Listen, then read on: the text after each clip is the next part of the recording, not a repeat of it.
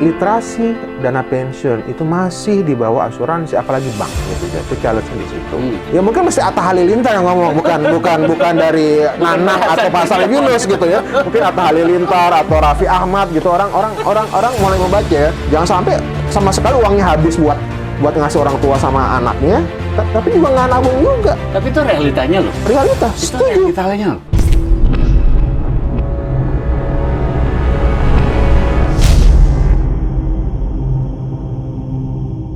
Oke, simpanisan.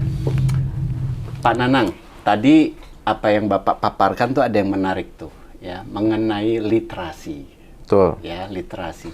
Jadi kalau tantangannya seberat itu, ya sekarang kan banyak sekali nih orang bermain digital. Ya, kita punya, bahkan ada satu aplikasi yang Bapak buka pintu dijamin jadi orang kaya.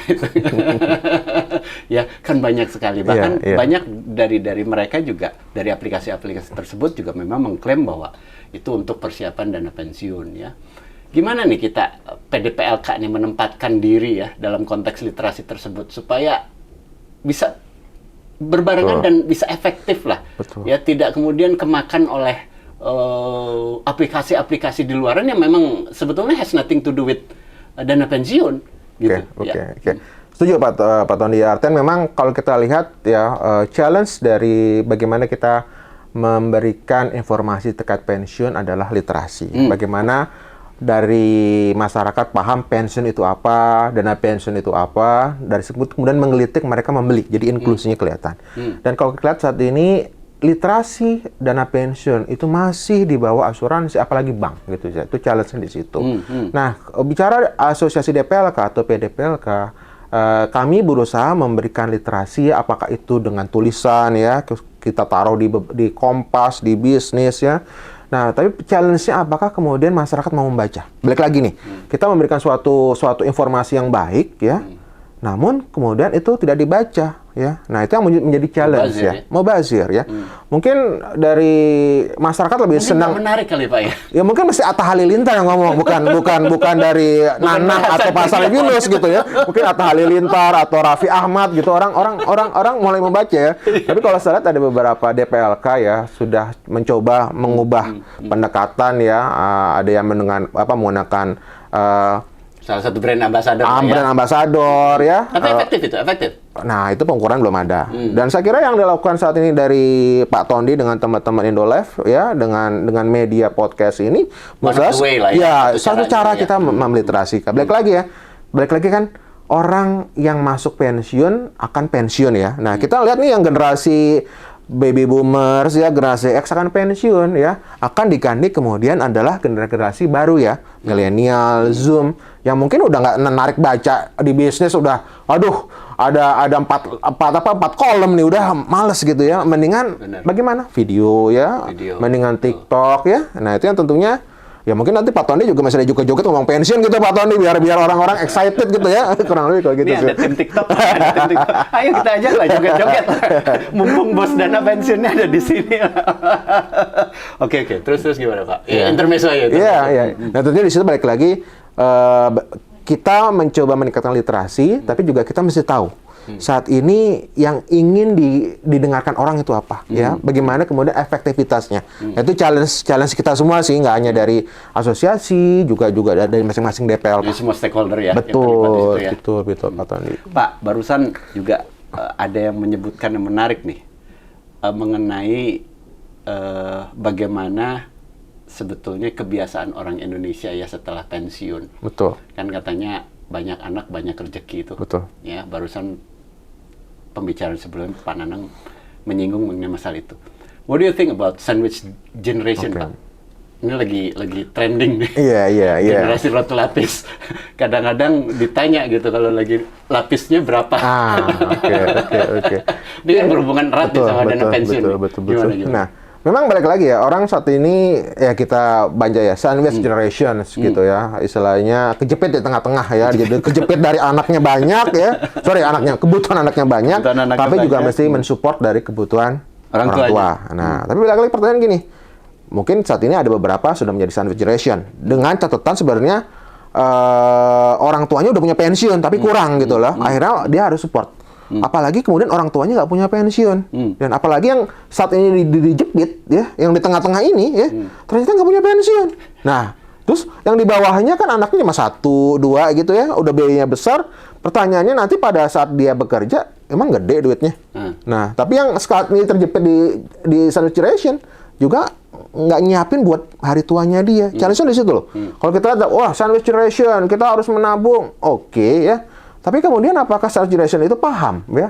Jangan sampai sama sekali uangnya habis buat ngasih orang tua sama anaknya, tapi juga nggak nabung juga. Tapi itu realitanya loh. Realitas. Itu Setuju. realitanya loh. Setuju. Jadi ya memang yang terjadi kebanyakan seperti itu. Betul. Karena dia harus menanggung kebutuhan anak-anaknya, dia menanggung kebutuhan orang tuanya juga, gitu ya. Kali 2 mungkin lagi ya. Mungkin gitu. Pengalaman saya gini, ini terjadi sama saya ya, almarhum ibu saya ya, kemarin baru Februari memang nggak ada ya. Nah itu, nih saya ngomong langsung aja uangnya ya, ini benar-benar terjadian ya. Beliau adalah janda pensiunan dari dulu BUMN, Bank Pembangunan Indonesia Bapindo, sebelum dilebur jadi Bank Mandiri. Udah dapat pensiun Pak Tondi, ya, itu 2,5 juta. Pertanyaannya, cukup nggak? Untuk biaya suster aja 3 juta. Ya mau nggak mau kan, ya orang anaknya harus cover gitu ya. Nah kemudian balik lagi, kalau kita anak sekarang ya, kalau mungkin sekolah negeri mungkin gratis ya, tapi kan nganternya nggak gratis, nganter jemputnya ya. Terus lesnya juga nggak gratis, les piano mahal, lebih mahal dibandingkan les piano dibandingkan uang sekolah gitu ya. Nah itu kan akhirnya memang nggak akan pernah cukup. Tapi pertanyaan gini, apa kemudian yang di tengah-tengah ini bilang, aduh biayanya besar nih, saya support dua atas sama bawah ya.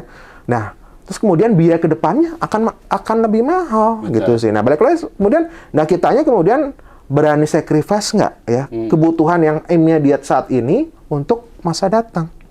Nah, kebanyakan orang kalau ada uang lebih buat apa? Pelesir ya. Mendingan gue ke Bali nih. Dengan handphone baru. Baru ya, mendingan iPad baru ya. Atau mendingan beli apa? Misalnya udah ada rumah, beli nambah rumah lagi gitu ya. Beli mobil gitu ya. Nah, pertanyaannya apakah kemudian berpikir mobil itu investasi atau bukan? Ya, karena mobil ya begitu keluar dari dealer, harganya langsung turun. Gitu sih. Nah, itu kan orang nggak sadar. Jadi orang lebih mengutamakan ego konsumtifnya dibandingkan untuk masa depan. Nah, kemudian bilang sandwich generation gue mesti tapi lo udah siapkan buat jangan sampai lo akan menjadi ya malapetaka buat anak lu pada masa depan. Pak, berarti kan kayak gini. Bapak sepakat dong ya. Berarti sandwich generation atau generasi roti lapis itu bukan sesuatu yang harus dibanggakan sebetulnya. Betul. Bahkan sebetulnya harus diputus at some point. Betul. Ya toh? Nah, cara mutusnya kan salah satunya ya dengan mempersiapkan pensiun yang cukup lah. Sekarang ada tips nggak dari Pak Nanang nih? Kan bagian dari part of the sandwich generation juga harus diakuin seperti itu. Nah, tipsnya gimana nih supaya Bapak juga mungkin tidak membebani anak-anak Bapak nanti pada saatnya nanti gitu ya, biar mereka hidup dengan keluarganya tanpa kita bebani sebagai orang tua. Gimana kita memutusnya itu Pak, tipsnya? Saya punya 2 ya. Pertama adalah kita hilangkan ego konsumtif ya.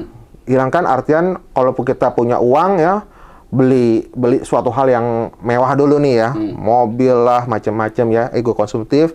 Dan kemudian dari hilangkan ego konsumtif ya, kemudian kita banyak untuk menabung ya, apakah itu menabung dalam bentuk kemudian investasi ya, ataupun ke dana pensiun ya. Kedua ada belajar terkait investasi. Nah ini saya lihat nih masalah melipat gandakan apa yang kita punya ya. Nah kadang-kadang balik lagi nih, orang Indonesia pengennya semuanya instan ya. Karena mungkin, mohon maaf nih, kebanyakan makan mie instan juga ya, jadi semuanya instan ya. Termasuk juga investasi. Yang punya mie instan adalah 19. Saya nggak ngomong, makan saya ngomongnya mie instan. Terus saya mau ngomong pakai tulisan tadi, tapi saya ngomong mie instan gitu ya. Nah, bercanda ya, simpan instan ya. Emang benar ini yang punya mie instan ada lantai 19. Nah, tadi ya, inflasi instan tadi, akhirnya apa? Begitu ada uang besar, mau dilipat gandakan secepatnya. Akhirnya, banyak ya kita tahu ya, yang larinya adalah ke kripto. Akhirnya kondisi sekarang hancur, hilang. Nggak memahami, ikutan. Wah, ada saham X ya, goreng-gorengan. Nah kemudian ya mohon maaf nih, ini juga kemudian yang ngomong itu pinter medsos gitu ya. Wah beli, beli. Akhirnya apa?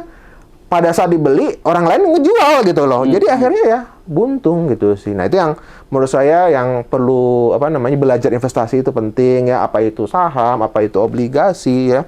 Bagaimana memilih saham yang baik itu harus.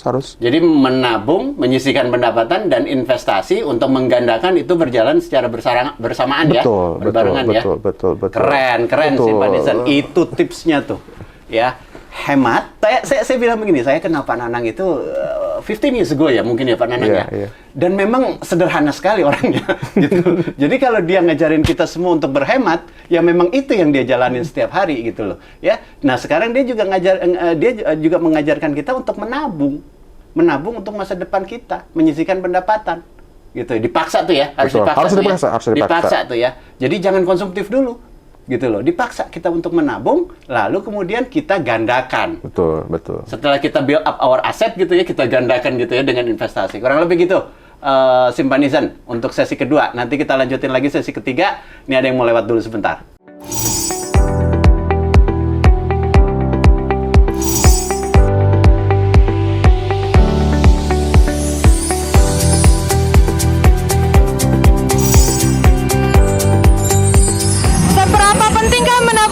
Pensiun untuk kakak?